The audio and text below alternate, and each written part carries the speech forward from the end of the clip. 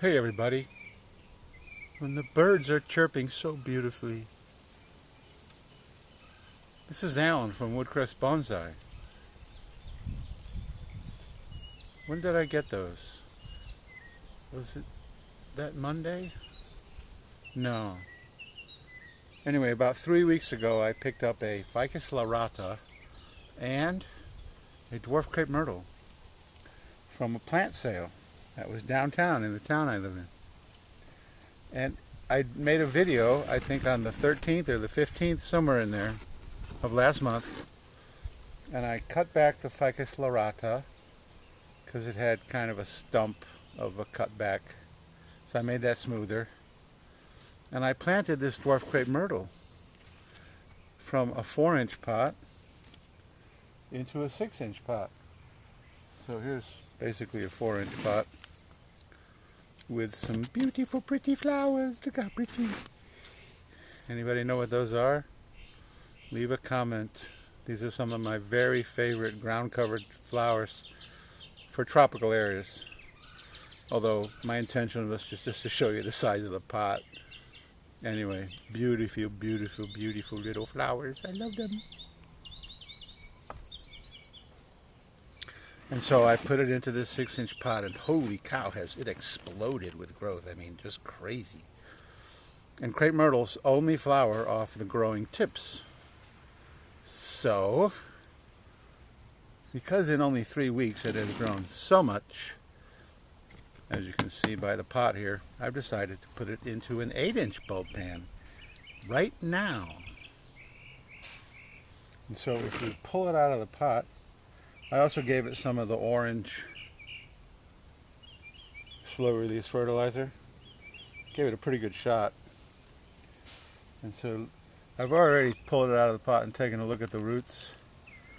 So yes, really nice white roots, but not really even close to being root bound. But you know, it's rooted out pretty well. This section here doesn't have much. But look at all the nice white roots on the bottom and all this here.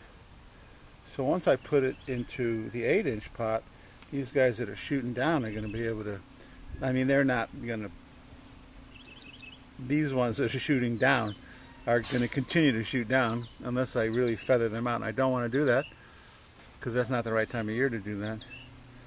But it is growing beautifully, and it's in my own special homemade landscape mix, which I also have right here. I just made up a fresh batch. So we're going to stick it in this new pot. My goal is to try to get it to flower as much as possible, and then collect some seed. That's too high, although it will settle some, but I don't want it that high. So this guy eventually will be a bonsai. Right now it's just a stock plant. Once it's got to the stature that I want, I may do some cuttings or some air layers, because crepe myrtles root from both fairly easily. But right now I want to see if I can get some seed. And like I said, flowers only come from the tips of new growth. So that's why I've let this thing just take its, do whatever it wants. And so, and then I'm going to fill it with soil. And I don't like to smash my soil down into the pot, just a very gentle settling. I remember Jim Smith. Well, of course I remember Jim Smith. He was my mentor. He was one of the finest bonsai artists I've ever actually been able to know personally as a friend. But he used to do his trees. Well, here, let me do a Jim Smith tree, okay? We'll do this like Jim Smith used to. Now, he bought commercial potting soil in bulk, 50 yards at a time. Gigantic truck would come, Okay, this is how Jim Smith would do it. He would take the soil at the base, then he'd put the tree so it was much higher than what I want. In fact, even a little higher.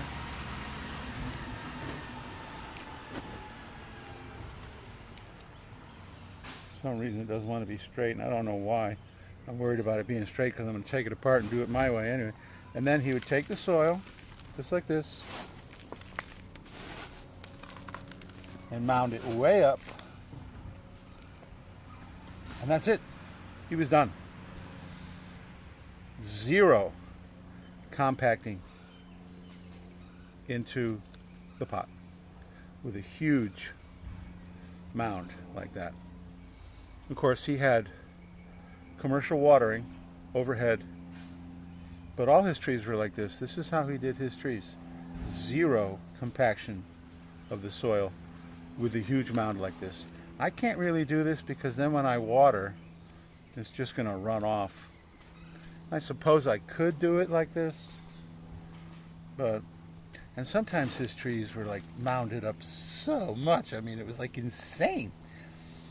But because his watering system just very gently applied the water to the pot where it wasn't pounding down, he was able to grow all of his pre-bonsai just like that. So a little history, since sadly he passed away in 2016, I think, so 10 years. Holy cow. And the tree's going, "What are you doing to me?" Because I don't normally like to abuse. Well, I mean, bonsai is the greatest amount of abuse of a tree you can do, actually. But don't tell them. Don't tell the trees. Okay. So here we are, back again. And now, like the song says, I'm gonna do it my way. So just a little bit of compaction.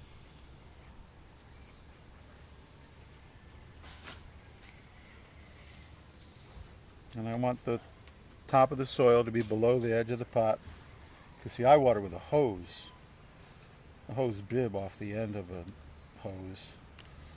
So that stuff comes out pretty powerfully. And I could turn it to mist and then I'd be out here 4 hours. It already takes me about an hour to water all my trees. So there we go. Now, aftercare for this guy is definitely water now, immediately. I should have been doing it 10 seconds ago. But no, not. But honestly, it is going to get a lot of water. Crepe myrtles have very poor drought tolerance, at least in pots. In the ground, they can do fine, but in pots, they need a lot of water. And of course, I want to pump it with water and fertilizer to get these tips to grow even more. And I've done nothing with it. So from the video on the 15th to today, it has just done its thing, and I'm not even going to try to modify, where's my branching, where's my structure. It is a cute little tree. It has some great potential to be a very cute little bonsai. But not today. Today is just Mr. Stock Plant. I will give it some more of the orange fertilizer and then keep it watered. And since I didn't really even do anything with the roots, and the roots are growing so aggressively, I can put it right back into basically full sun. A lot of my yard, as you can kind of see if we look over there, the big Ficus philippinensis banyan style is in the sun already. But then we come over here and these guys are still in shade, which will eventually be in sun. Because if we look right like this, that's north, west, east, I'm south. So the sun is going to continue to move in the sky so that all of this stuff that you see right now is in shade. In about an hour will be in the sun.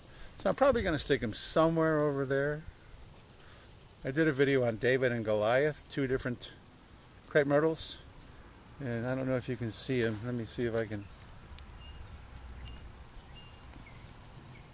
zoom in to David.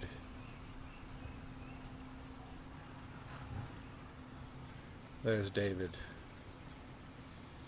And he's growing nicely. And I've done nothing with him either. Goliath is like 5 feet high and weighs 100 pounds or more.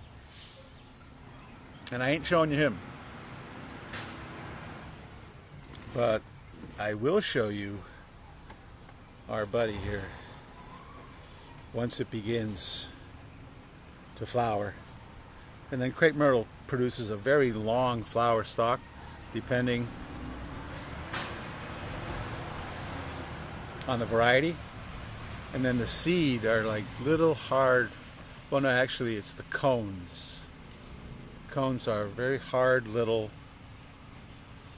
round, I think they call it a dehiscent, which is a fancy word for saying it has no goo inside.